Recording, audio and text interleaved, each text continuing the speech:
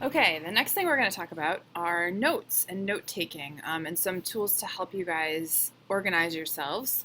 On the project guide again, you're going to go down to where it says taking notes, need some help getting organized. Let note sheets help. Figure out what type of source you are using. Click on the appropriate link below to download your copy now. Most of you are going to be using databases because we've sort of designed it for you to on this guide to use databases, and plus databases, as we know now from the videos you watched, are more credible sources than websites can be. All right, so you're going to click on this notes from a database link here, and it's just going to open a PDF, and this allows you to take that source citation from the database article, put it into MLA format right here. So author, last name, first name, the title of the article, the original source of the article in italics, etc. All right. Under that, you're going to put any direct quotes that you use, so you keep track of what information comes from what sources, paraphrases, and your own ideas. So how do you want to incorporate this research, these ideas, into your paper? All right. So that's a note sheet. Once you've compiled note sheets, you then want to put your works cited page together. So you could either do this from scratch, which is hard because of the formatting, or you could use a tool called EasyBib. EasyBib is an awesome way to organize your information. You are given the option up here of different styles. We obviously use the MLA format. And then it's going to tell you website, book, newspaper, journal, database. So if you click on the database tab, it's going to walk you through step by step what it's going to ask you questions. So it's going to prompt you for this information. And so you just have to pick the one that, the type of source that you're using. Most of you are going to be using probably either magazine articles or newspaper articles, depending on what type of source you've found using the databases. So let's just say a newspaper article for now. And then it's going to go through step by step. It's going to ask you the article title. So you do have to still do some work, but the end result, and I'm not going to go through this completely now, but the end result is going to be a beautifully formatted, perfectly formatted works cited page. Now, I also want to let you guys know that if you use Google Drive, there's an add-on in Google Drive, an EasyBib add-on. So if you go into Drive, if you guys should all have Drive. You have student accounts, so if you would like your DR student Google information, please see me. I have all of that information. Or you can use your own personal Google account. If you go to Create, Document. Now I already have the EasyBib add-on. It's called EasyBib Bibliography Creator.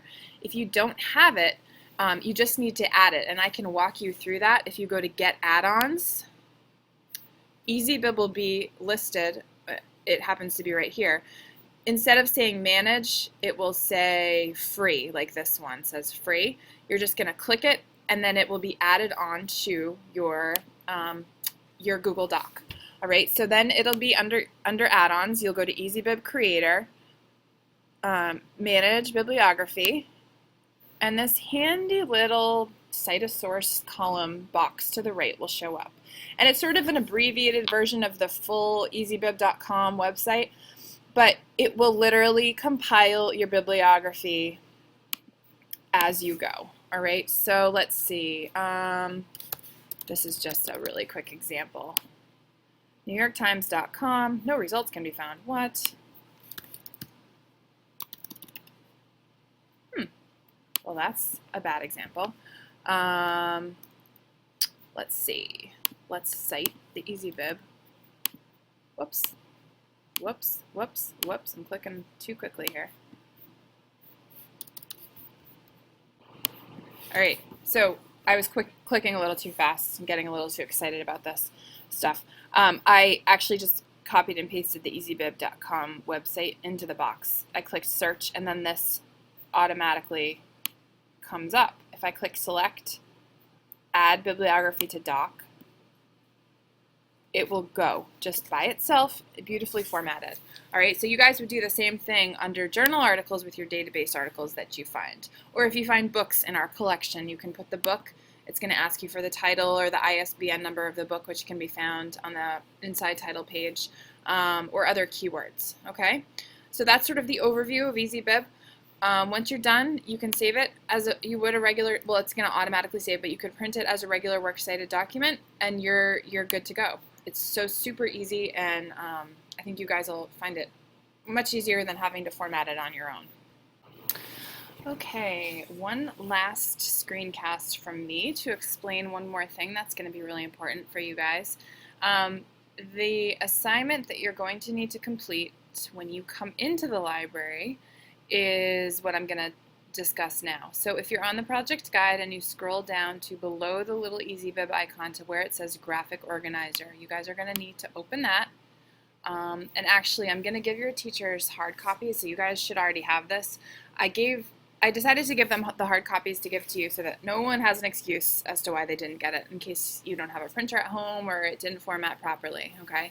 So this is what your graphic organizer looks like. This is really just to get you guys set so that when you come into me in the library next week, you are ready to go with, you've thought about your topic, you've thought about how to break it down into subtopics and types of research questions that you can be asking so that you're ready to go with your note taking. So what you're going to do is you're going to come up with your topic, you're going to write it here, you're really just going to walk through the worksheet. It's super self-explanatory. You guys are smart. You will have no problem with this. Why are you interested in this topic? Hopefully you guys are all doing something that is interesting to you so that you can be more engaged with the project. What might you already know about this topic? You might know nothing. You can put nothing. But if you do know something, then put it down. I'm interested to see what you might already know about it. Now, a lot of teachers will say, don't use Wikipedia. It's not a reliable source. That is true. However, what I do like about Wikipedia, yes, I am going to let you use it for this purpose only. It's not to be in your works cited, but it is a really good resource for coming up with keywords, coming up with sort of subtopic areas. So if we search, let's do the same thing we did before. Nelson Mandela. Oh, I spelled his name wrong. It's one L. Okay, good to know. All right, so this is a Wikipedia article, which I know you guys can admit it. You are all familiar with. I am too. I use Wikipedia to look up quick things. I also use Wikipedia to look at this contents because it is broken down really nicely, and it helps you sort of understand how a topic can be taken and subdivided and narrowed. That being said, like I said before, I will remind you again, do not use it in your works cited. Do not use it for content. Use it for ideas and keywords and ways to narrow down your topic. So early life, for example, revolutionary activity. This will just give you some ideas on how to narrow something down because this paper is not very long. 3 pages is not very long, so you really have to be super focused and get right into what you're talking about. The other thing that's great about Wikipedia articles is all the way at the very bottom, these external links, okay? Because oftentimes these do go to amazing resources. So I would encourage you, if you have exhausted and already looked at a lot of the databases and you have some good stuff, but you also want to find some good websites, this would be a really good place to start to find websites. With that being said, again, you need to evaluate the website. When you go there, you need to make sure that it looks good. I'm just going to go out to one and see what it looks like. Look around, see if you can find an author listed, see if you can find more information about when it was last updated. From my point of view, this site looks okay, but I would have to go into it a little bit more and take a deeper look at what's going on in the content to see.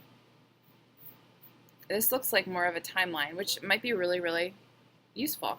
All right, so for those of you who want to use that Wikipedia route, make sure that you are using it properly. Again, please do not. Your teachers will kill me if they hear you say, Mrs. Thomas said we could use Wikipedia for a works cited. That's not what I'm saying. I'm saying use it, but use it the way that I am recommending you use it, which is for these external links, citations here, external links down here, and then to sort of help you with focusing your topic rather than being completely, totally overwhelmed. So these subtopics here, okay? So the next step is for you guys to complete this worksheet. You want 3 subtopics, and you want some research questions, and you want to start thinking about a thesis statement, okay? So for your library assignment from me is to have this worksheet completed when you come into the library next week. And again, if you have any questions, please let me know.